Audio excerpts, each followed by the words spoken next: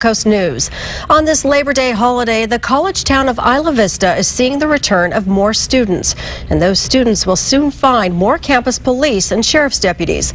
News Channel 3 senior reporter John Palmentary is live. And John, this comes after two very serious incidents at the end of the last school year. Yes, and because of that, safety and security once again is not only going to be in the forefront, but it's going to be very obvious to the students who live in the Isla Vista area and attend both Santa Barbara City College, of which there are many students who live out there, and of course the UC Santa Barbara students. Now we're seeing a very visible increase in law enforcement in that community now.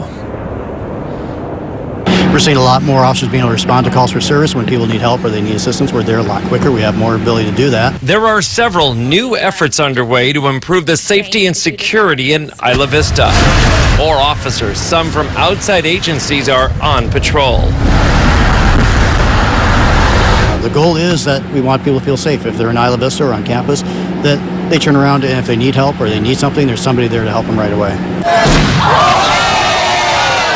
This comes after two tragic incidents at the end of the last school year. The Deltopia street riot, and not long after that,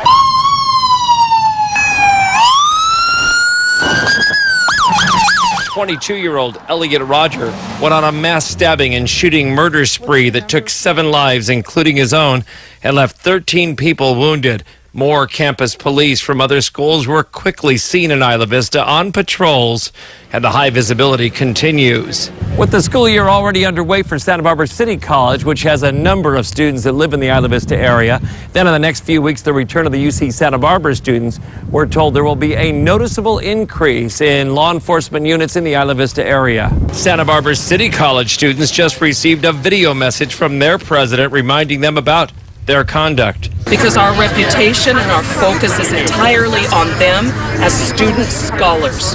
And with that comes the responsibility and expectation that they are a good member of the community. Some students told me they welcome the increased presence of police. So even though it's a bunch of alcoholic kids, it still feels safe. I almost feel safer at night because I can always see the police.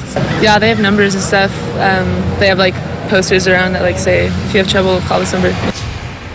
And one thing we're also seeing in recent years, and especially towards the end of last year, is a more active role by student leaders on these campuses to get more engaged in what happens off campus and be involved in the solutions that they need to make those areas much safer.